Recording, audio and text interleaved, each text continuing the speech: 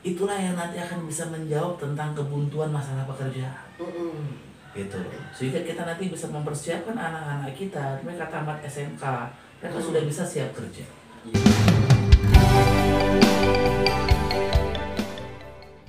Assalamualaikum warahmatullahi wabarakatuh. Waalaikumsalam warahmatullahi wabarakatuh. Masih Ya bersama pun. Rio dalam segmen politik channel podcast Cawekam.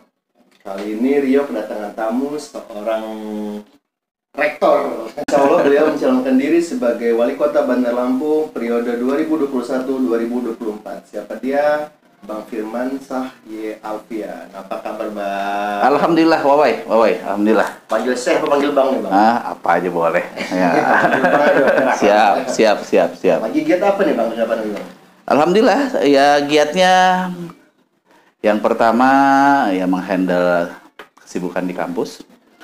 Karena walaupun posisi sekarang sedang sedang lockdown ya. Sedang working from home, kemudian pun juga pembelajaran dari rumah. Tapi tetap yang namanya aktivitas kampus tetap kita harus jaga karena pembelajaran kan tetap harus jalan. Jadi kita memastikan bahwa perkuliahan online ini berjalan dengan baik, kualitasnya bisa kita jaga, agar harapannya walaupun anak-anak mahasiswa mereka belajar dari rumah, tapi mereka diberikan kepahaman yang cukup. Nah, kemudian yang kedua ya kita silaturahim dari pintu ke pintu, dari tokoh ke tokoh, ya dari rumah ke rumah, dari masjid ke masjid, dalam rangka minta doa agar agar Allah Subhanahu wa taala bisa wujudkan Bandar Lampung ini menjadi kota yang cerdas berjamaah. Mungkin publik pengen tahu nih Bang, apa sih Bang alasan kita mencalonkan diri sebagai wali kota Bandar Lampung dan khususnya menggandeng Profesor Bustami sebagai wakil Bang? Ya, alasannya ini betul-betul qadarullah kalau menurut saya. Karena pada saat setahun yang lalu, khususnya di bulan-bulan Agustus itu ya, masih belum terpikir kok untuk saya untuk maju.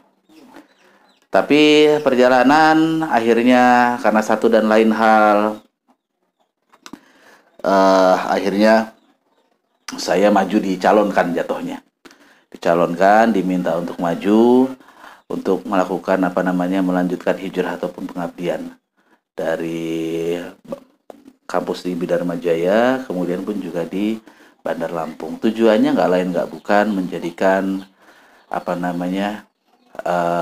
pertama pilkada ini ya, kegiatan politik ini sebagai bagian daripada sarana kita dakwah. Kenapa? Sekarang semua orang tertuju matanya ke pilkada. Seluruh orang Bandar Lampung. Maka di saat saya pun juga pakai namanya Bandar Lampung berjamaah, orang akan ingat gitu loh. Oh, ini berjamaah. Berjamaah itu kan kalau dalam analogi Islam adalah bagaimana agar kita sama-sama memakmurkan masjid, sholat 5 waktu, karena sholat ini adalah bagian yang tidak terpisahkan, bagian terpenting dari ibadah kita. Jadi pertama itu, memanfaatkan pilkada sebagai bagian dari dakwah. Dan kemudian yang kedua ya, saya punya keinginan, artinya apa ya, Bandar Lampung ini sudah cukup baik, tapi bisa jauh lebih baik lagi. Kenapa? Karena Bandar Lampung ini menyimpan potensi yang luar biasa. Artinya yang pertama saya menginginkan bahwa warga Bandar Lampung ini mereka tidak hanya sejahtera, sukses di dunia yang sementara, tapi di akhirat yang selama-lamanya. Maka pondasi bangunan keagamaan ini pun juga harus menjadi prioritas utama kita. Fondasi ya. Pada saat fondasi keagamaannya sudah cukup kuat, masjid-masjid makmur, tempat ibadah semuanya, kemudian dibanjiri oleh para pemeluk agamanya, tidak hanya agama Islam saja. Kemudian pun juga anak-anak kita, mereka menjadi anak-anak yang soleh-soleha, akhlaknya baik, mereka dekat sama Allah, kemudian pun juga agama masuk ke rumah-rumah kita. Maka segala sesuatu sesuai dengan janji Allah akan mudah diselesaikan. Masalah pendidikan, masalah kesehatan, masalah ekonomi kerakyatan, masalah pengangguran, pasti akan kita coba cari jalan keluarnya. Tapi Dengan pertolongan Allah, maka usaha yang kita lakukan ini akan menjadi jauh lebih mudah. Saat ini kita bisa sama-sama lihat, bukannya pemerintah nggak melakukan upaya masalah pendidikan, dilakukan. Tapi kita bisa melihat bagaimana kualitas pendidikan kita saat ini masih belum sebagaimana yang kita harapkan. Kemudian masalah kesehatan juga sama. Bukannya nggak ada upaya ya pemerintah ini untuk melaksanakan upaya-upaya ke arah kesehatan. Anggaran pun juga dialokasikan cukup besar. Tapi kita masih bisa melihat bagaimana kondisi saat ini. Bahwa pelayanan kesehatan masih belum sebagaimana yang kita harapkan. Kemudian masalah pengangguran. Kenapa kalau saya lihatnya ya? Karena tadi, bahwa pondasi keagamaan ini belum kita letakkan secara kokoh sehingga upaya-upaya yang kita lakukan ini tidak mendatangkan pertolongan Allah. Gitu. Artinya segala aspek dimulai dari agamanya dulu. Betul. Berbicara Bandar Lampung hari ini, Bang. Tadi kan Abang sudah sekilas menggambarkan Bandar Lampung hari ini seperti apa. Nah, program dan tujuan Abang. Artinya lebih ke visi misi, Bang. Visi misi Abang untuk mencalonkan diri bersama Pak Bustam itu apa sih, Bang, yang diprioritaskan? Pertama masalah keagamaan, kemudian yang kedua masalah pendidikan. Setelah itu yang paling penting juga adalah masalah ekonomi. Intinya sebetulnya semua masalah ini harus kita selesaikan. Masalah banjir, masalah masalah transportasi, kemudian pun juga masalah tenaga kerja. Hanya penyelesaian dari segala permasalahan itu tidak bisa secara parsial. Harus pun juga dilihat gitu ya. Artinya gini, kalau kita berbicara banjir, apa penyebab utamanya? Kemudian setelah kita tahu apa penyebabnya, kemudian bagaimana dampaknya, baru kita cari solusinya. Sekarang ini kita bisa lihat hujan sebentar saja sudah banjir di mana-mana. Kemarin pada saat pun juga hujan yang tengah malam itu 2 atau 3 jam, daerah-daerah yang tidak pernah terjadi banjir sekarang juga banjir. Artinya ini adalah dampak daripada penata kelolaan masalah banjir ini. Yang pertama sebetulnya, kenapa banjir ini terjadi? Daerah resapan air yang sudah sangat berkurang. Dulu kita punya banyak yang namanya gunung-gunung. Sekarang gunung-gunung sudah gundul. Ya enggak? Digunduli atau dibuatkan perumahan. Perumahan-perumahan pun juga tidak menyiapkan daerah resapan yang cukup. Fasum-fasosnya yang harusnya pun juga 30%, tapi pada saat kita lihat, ya enggak? Masya Allah gitu loh. Jalannya saja yang mungkin pun juga harusnya pakai paving di beton gitu kan, sehingga air tidak meresap. Di saat air tidak bisa meresap ke bumi, yang terjadi apa dia? Mengalir ke tempat yang lebih rendah. Dia akan mengalir sifat air itu. Nah, pada saat dia mengalir itu tidak ada saluran air yang cukup, ya kan? Banyak sungai-sungai yang sudah terjadi pendangkalan. Kemudian pun juga terjadi penyempitan. Bahkan pun juga banyak drainase yang saya lihat, saya pantau nih di beberapa tempat. Ini ditutup dengan sengaja oleh masyarakat. Nah, pada saat aliran air itu terjadi yang namanya hambatan, maka yang terjadi adalah air akan tumpah kemana-mana. Gitu loh. Nah, inilah yang terjadi. Maka tadi komprehensifnya adalah apa? Kita harus pun juga jaga nih lingkungan. Kawasan-kawasan yang kita sudah tetapkan menjadi kawasan resapan air, ya jangan dibangun serampangan. Kita ini sudah punya yang namanya Perda. RT RW itu, mana daerah hijau, mana daerah resapan air, mana yang boleh dibangun. Tapi kan kalau saya lihat mungkin ya pengawasannya tidak optimal. Sehingga masih banyak daerah-daerah yang seharusnya tidak boleh dibangun, tapi masih tetap bisa dibangun. Setelah itu yang terjadi lagi adalah bagaimana yang sarana prasarana yang sudah ada saat ini, sungai, drainase dan lain-lain itu dioptimalkan. Gitu loh. Artinya saat ini normalisasi sungai ya belum jalan. Saya keliling, saya tanya pada saat pun juga terjadi banjir di Pasir Gintung, terjadi banjir di Kedaton dan lain. Saya nanya, ini sungai udah pernah dinormalisasi belum? Sudah pernah dikeduk nggak? Pernah nggak didalami? Ya jawaban masyarakat enggak gitu loh. Ya, jadi sebetulnya kalau menurut pandangan saya, masalah banjir ini bukannya tidak mungkin tidak bisa diselesaikan. Bisa. Tetapi dengan perencanaan yang betul-betul, artinya dari hulu sampai hilir itu kita rencanakan. Termasuk kalau memang sekarang ini pun juga saluran air ini memang dia tidak memadai, kita perbesar. Dan tidak perlu makan badan jalan. Karena apa? Karena saluran air itu bisa kita buat di bawah tanah. Seperti di kota-kota besar, di Surabaya, di Jakarta, di Semarang, itu kan saluran air bawah tanahnya itu kan sampai bisa 2 meter ini diameternya. Pernah lihat Pak Jokowi kan masuk ke gorong-gorong? Nah itu. Gitu. Nanti siapa tahu saya bisa masuk juga tuh ke gorong-gorong kalau saya buat yang kayak gituan kan. Itu. Bahwasanya kita bisa buat sehingga air itu ada tempat mengalirnya. Gitu. Kemudian yang paling penting adalah menyiapkan tadi embung-embung, tempat sebagai sarana resapan air. Kita bisa siapkan embung itu juga bisa menjawab permasalahan lain. Kita kekurangan ruang terbuka hijau. Kita kekurangan tempat wisata untuk keluarga. Kita nanti ruang publik. Kan Pemda punya uang, beli itu namanya tanah-tanah kosong, jadikan embung-embung daerah resapan air, kemudian jadikan ruang publik. Insya Allah polusi selesai. Nah, iya, bisa semua gitu loh. Jadi saat ini masyarakat lebih memilih membutuhkan itu kalau saya lihat. Yang dibuat Pak Herman sudah bagus. Kita sudah punya flyover. Tapi masih ada hal-hal lain yang mungkin membutuhkan. Yang namanya pun juga sentuhan-sentuhan. Masalah itu, masalah transportasi, kemacetan. Kemacetan itu tidak hanya bisa dituntaskan dengan flyover saja. Yang dibutuhkan adalah kendaraan ataupun juga mass public transportation.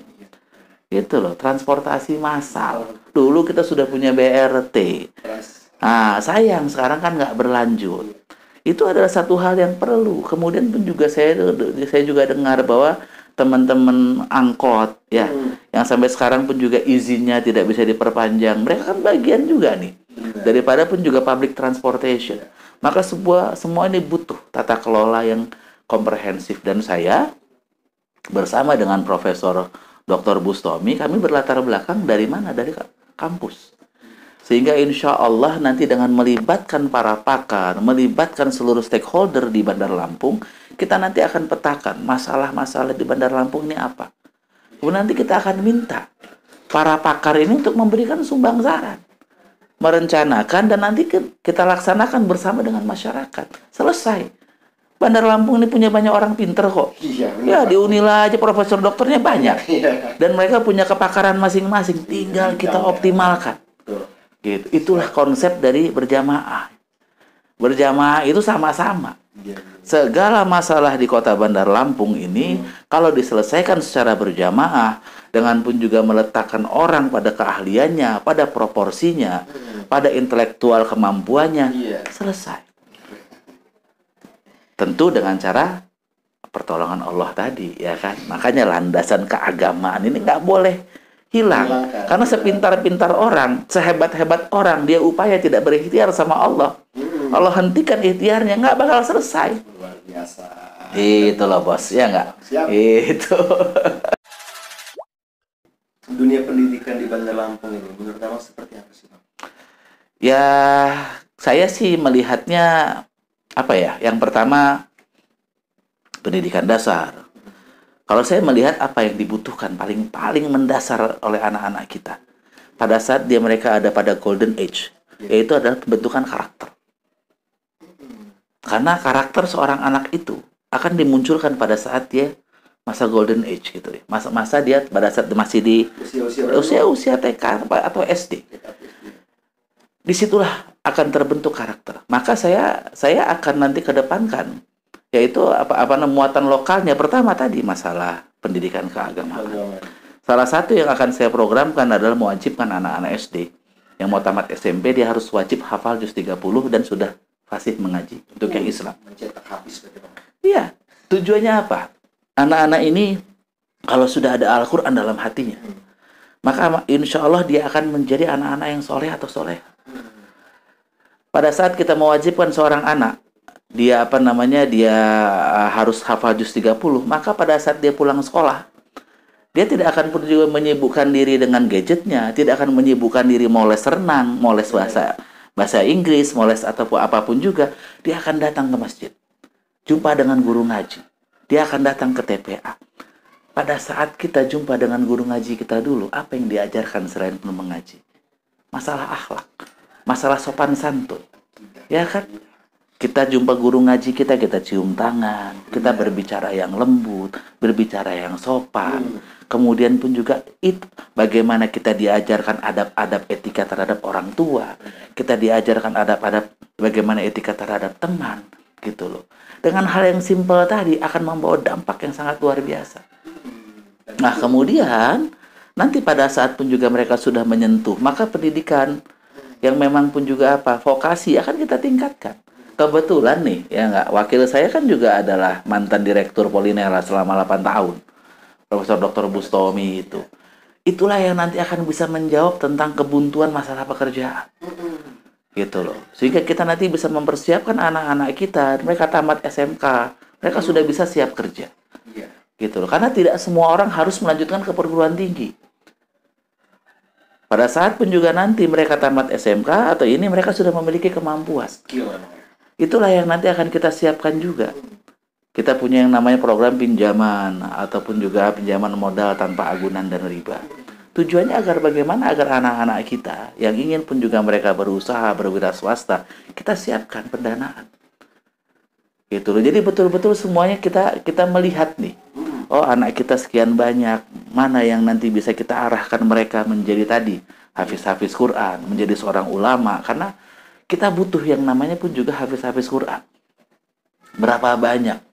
Di Bandar Lampung ini ada ribuan masjid dan musola. Yang imamnya hafiz Quran mungkin bisa dihitung dengan jari, ya kan? Nanti kalau kita siapkan itu, pemerintah daerah misalnya menyiapkan pun juga anggaran untuk mencetak hafiz Quran tuh Masya Allah murah banget. Sekarang kita kalau mau menyekolahkan anak kita untuk menjadi seorang penghafal Quran, masukin ke pondok pesantren butuh 300.000 per bulan cuman. Itu sudah cukup. Artinya kalau kita mau menyekolahkan 1.000 orang aja, ya kan, untuk jadi hafiz Quran, baru 300 juta, bos. Dalam 1 bulan. Setahun 3,6 miliar. Kaya Bandar Lampung ini ada 3 triliun uang. Nah, yang pasti juga bahwa kita harus meyakini uang 3 triliun ini harus kita optimalkan penggunaannya. Dan kemudian bagaimana angka 3 triliun ini pun juga bisa menjadi stimulan. Bagaimana dengan angka 3 triliun ini kita bisa menarik investor masuk. Bagaimanapun juga kita nanti bisa membuat tadi ya, dengan kita membantu pendanaan, anak-anak kita menjadi entrepreneur, ibu-ibunya pun juga nanti bisa usaha UMKM. Ini kan akan trickle down effect-nya kan luar biasa. Sehingga nanti dari uang 3 triliun itu akan menghasilkan uang bisa 10 triliun atau lebih. Nah, ini yang sebetulnya kepiawaian. Kepiawaian bagaimana tadi kepala daerah tidak hanya memikirkan bagaimanapun juga uang ini bisa masuk melalui PAD-nya, tetapi bagaimana uang ini bisa dimanfaatkan nanti untuk pun juga membawa dampak yang luar biasa, trickle down effect terhadap semua kegiatan-kegiatannya. Gitu. Soal sedikit UMKM, Bang. Nah, UMKM ini cocoknya dengan pariwisata, makanya saling berhubungannya. Menurut Abang, UMKM dan pariwisata di Bandar Lampung ini seperti apa sih, Bang? Nah, gini bos. Ini satu lagi nih potensi yang belum dilihat. Ngerasain nggak sekarang? Sebelum COVID ya? Iya. Jumat, Sabtu, Minggu. Bandar Lampung ini padat, crowded. Betul nggak? Sebelum COVID, ya. Orang datang dari Palembang, orang datang dari Jakarta. Ya. Karena aksesnya sudah lebih mudah. Tapi kan kita tidak menyiapkan nih. Ya kan? Maka sebetulnya kalau misalnya pun juga pemerintah melihat peluang ini, kita bisa buat sentra-sentra wisata baru. Satu contoh Bukit Kunyit tuh, yang dulu kita rencanakan menjadi dermaga Bahtera kalau nggak salah ya, pintu masuk untuk untuk Waterfront City.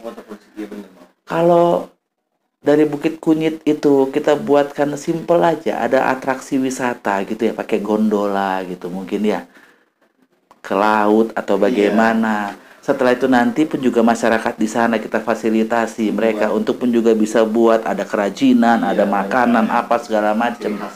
Sehingga pada saat orang datang, mereka impress dan mereka akan datang kembali. Ada kesannya. Sekarang ini kan datang udah kita tinggal begini aja nih Lampung nih katanya. Pak Hawang lagi, ini lagi. Padahal begitu banyak potensinya, Bos. Benar. Sehingga ini yang harusnya kejelian dari dari pemerintah daerah melihat potensi yang dimiliki, kemudian mendorong masyarakatnya untuk mengambil peluang potensi itu. Gitu. Saya sih berharap sebetulnya kayak kayak kantor-kantor yang akan dibangun, kantor kelurahan, kantor camat. Kenapa nggak kita buat bangunan-bangunan yang menunjukkan nilai wisata kita, ya kan? Rumah-rumah istilahnya pun juga kan bisa kita mendesain bangunan modern tapi yang menunjukkan tempat wisata kita, sehingga nanti kantor-kantor kelurahan itu akan menjadi tempat-tempat selfie. Wisatawan dia datang ke kantor kelurahan, ya kan, oh ada rumah panggung, ada ornamen sigil segala macam, dia selfie di sana. Kan nanti masyarakat juga bisa, artinya ada yang membuka usaha mikro di sana, usaha kerajinan tangan, makanan-makanan yang khas Lampung gitu loh. Jadi sebetulnya tinggal bagaimana melihat peluang tadi dan membuka potensi. Nah, mendorong masyarakat kita untuk pun juga mengoptimalkan potensi yang dimilikinya. Kemudian apa? Memfasilitasi, kayak contoh tadi. Kita bisa buat pelatihan tentang bagaimana membuat kerajinan yang memang layak jual seperti ini kan. Kemudian membuat makanan-makanan khas Lampung, bagaimana membuat packagingnya, kemudian memodalinya. Itu biasanya bener masyarakat, Bang, modal dari mana, Pak? Misalnya. Nih, kalau misalnya kita berbicara basisnya kelurahan dulu lah, ya enggak? Di setiap kelurahan kita berharap ada satu UMKM. Baru 126 kelurahan, ya enggak? Kita danain, nggak usah, nggak ini, menurut pandangan ini berapa butuh dana? Kalau lah misalnya 20 juta. 20 juta dikalikan 126 kelurahan. Itu baru 252. Nah, 2,5 miliar uangnya. Ya kan? 2,5 miliar bisa, kalau bayangkan nih, itu baru satu tuh.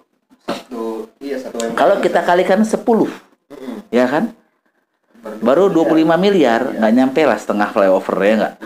Itu sudah bisa 1.260 UMKM yang bisa kita dorong.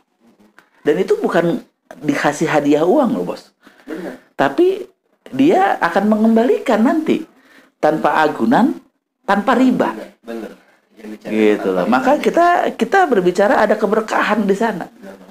Gitu. Jadi sebenarnya uangnya ada.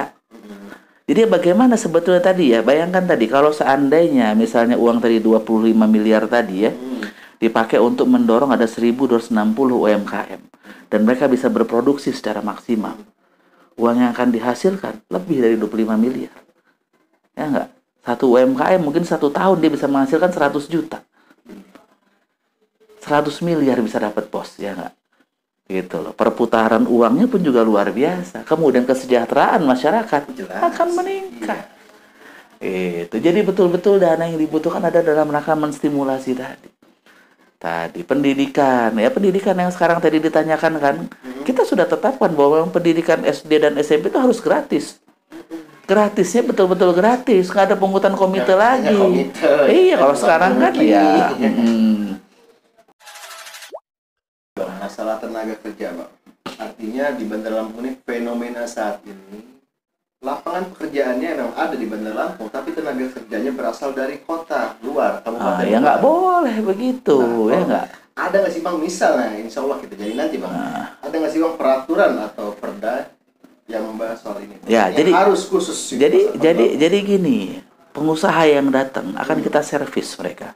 Servisnya apa? Kita akan mudahkan perizinan. Tidak akan kita kenakan biaya-biaya yang yang terlalu mencekik atau apa. Tidak ada lagi yang namanya biaya-biaya di luar daripada pun juga yang memang ada dalam aturan.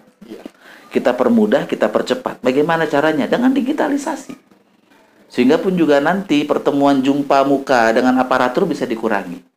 Nah, pada saat pun juga pengusaha merasa dimudahkan dalam mengurus perizinan. Kemudian kalau perlu kita berikan stimulan. Contoh misalnya, kalau Anda mau investasi sekian miliar, maka ada yang namanya relaksasi pajak.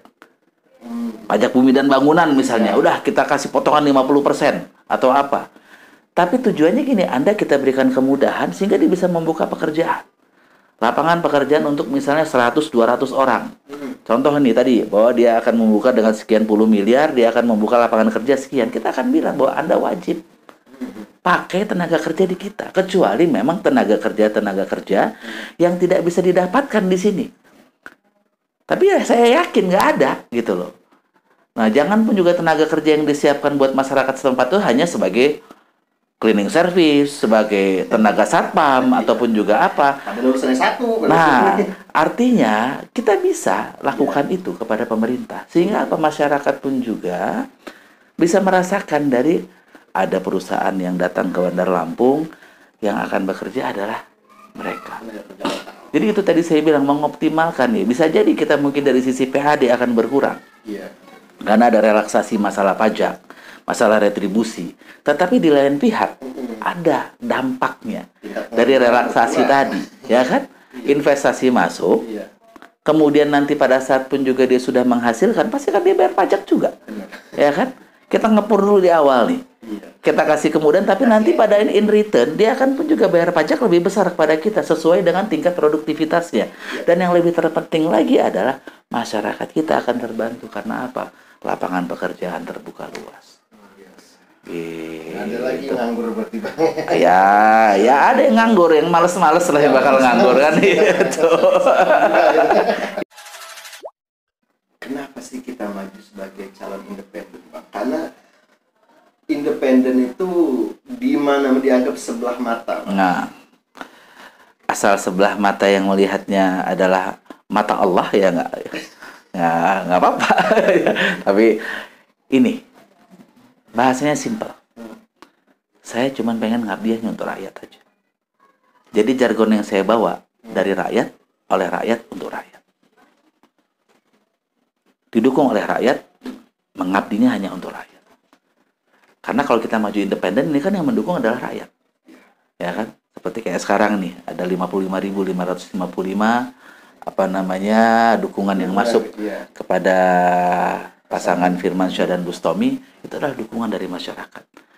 Dan dengan masyarakat ini yang kita tetapkan adalah apa? Politik tanpa mahar. Gitu loh. Saya nggak ngomong ya tapi ya Masya Allah ya istilahnya administrasi lah. Tapi itu yang saya kedepankan. Politik tanpa mahar, tanpa politik uang. Kemudian pun juga betul-betul pengabdiannya hanya untuk masyarakat yang telah memberikan amanahnya pada kita. Saya kan dari partai politik nih, jadi saya paham lah gitu loh. Nggak perlu ditanya lagi lebih dalam. Iya, itu sebagai pun juga tanda apa? Tanda saya punya rasa hormat. Artinya pun juga di partai politik teman-teman saya semua. Gitu loh, di saat mereka membuka dan mereka tahu bahwa saya mencalonkan diri, maka saya datang ke sana. Menunjukkan pun juga bahwa saya menghargai keberadaan partai politik. Tetapi dalam kontestasi pilkada ini saya memilih untuk pun juga lebih tetap berada di jalur independen. Nah, untuk dukungan itu kan sekitar 47.000 Bang. 47.864 dukungan. Ada kendala nggak sih Bang dalam mengumpulkan KTP itu? Ya, alhamdulillah. Waktu pada saat saya memutuskan untuk maju independen sampai pada saat akhir mengumpulkan dukungan di KPU, saya ada waktu kurang lebih 50 hari. Ya alhamdulillah. Dukungan itu asbab pun juga dukungan dari teman-teman. Kan mungkin juga ini kali ya. Dari teman-teman, dari masyarakat, kemudian pun juga pertolongan Allah Subhanahu wa taala. Maka 55.000 dukungan itu pun juga bisa terpenuhi. Dan insya Allah mohon doa juga nih dari masyarakat Kota Bandar Lampung bahwa besok akan ada verifikasi faktual dimulai oleh KPU Kota Bandar Lampung. Mohon support dan dukungannya. Yang sudah memberikan dukungan, ya siap-siap nanti pun juga akan ada teman-teman dari PPS yang akan pun juga hadir datang untuk memastikan bahwa dukungan itu adalah real. Insya Allah. Ini Bang, pesan untuk masyarakat Bandar Lampung Bang, untuk pemimpin yang cerdas berjamaah. Ya, saya yakin bahwa masyarakat Kota Bandar Lampung ini Sehingga walaupun ada isu tentang politik uang, ada isu tentang politik kekuasaan, tapi saya yakin masyarakat akan bisa melihat siapa pemimpin yang betul-betul bisa membawa perubahan. Walaupun semua calon wali kota akan bilang, oh saya mau bawa perubahan gitu loh, ya kan? Tapi nanti lihatlah dengan mata hati, bahwasanya siapa yang betul-betul ini. Saya hanya menyarankan kepada masyarakat Kota Bandar Lampung, sebelum Anda datang ke TPS memberikan hak suara, sholat istikharah dulu 2 rakaat, minta sama Allah petunjuk siapa pemimpin yang memang pun juga bisa adil, bisa jujur, bisa amanah, dan berani bersih. Nah, nanti selesai sholat sunnah istikharah 2 rakaat, Allah akan berikan ilham, maka baca bismillah, coblos yang menurut pandangan masyarakat Kota Bandar Lampung bisa betul-betul membawa Bandar Lampung ini menjadi kota yang baldatun thayyibatun wa rabbuna ghafur. Gitu loh. Saya nggak bilang, oh pilih saya, nggak. Pilihlah sesuai dengan hati nurani. Gitu. Lahir Bang, dari feeling kita Bang. Berapa pasang calon di sini Bang? Feeling saya 3. 3. Wah, ada korban kayaknya. Feeling ya. Ya, bisa 3, bisa 4, bisa 5, ya nggak? Iya. Kalau yang ada saat ini kan ada 5 calon nih, ya kan? Gitu loh. Tadi ada Bu Eva, ada Riko, ada Pak Yusuf Kohar, ada Dang Ike, ada saya. Kami berdua, saya dan Madang Ike, maju melalui jalur independen. Kemudian pun juga ada 3 calon lagi yang sedang berebut perahu partai. Gitu ya, kita nggak tahu, bisa jadi ada kejutan-kejutan ya kan. Sehingga pun juga dari 3 ini mengerucut jadi 2, ya nggak? Gitu, bisa jadi. Sehingga hitungan saya tadi antara 4 atau 5 atau 3. Siap, luar biasa Bung Firman. Siap. Terima kasih sudah hadir di Siap. channel. Ditunggu nih program gebrakan yang depan. Insya Allah. Mohon doa ya. Ya, kita sama-sama berdoa mudah-mudahan Allah Subhanahu wa taala berikan pemimpin tidak hanya di Bandar Lampung, dan di semua kota-kota, di semua provinsi di Indonesia ini, pemimpin-pemimpin yang betul-betul pun juga punya rasa sayang dan cinta kepada masyarakatnya, pemimpin yang betul-betul pun juga berani jujur, berani adil, dan berani untuk amanah. Gak hanya jargon doang. Bismillah. Bang, kesan dan pesan untuk Cawekam channel. Cawekam, Masya Allah, luar biasa. Tetap terus tayang memberikan inspirasi buat masyarakat Kota Bandar Lampung khususnya. Sukses Mas Firman. Insyaallah Kita doakan semua agar kedepannya Allah dari profesor bisa memimpin. Amin, amin ya Allah. Oke, saya Rio pamit undur diri. Wassalamualaikum warahmatullahi wabarakatuh. Waalaikumsalam warahmatullahi wabarakatuh. Salam berjamaah. Salam berjamaah. Insyaallah.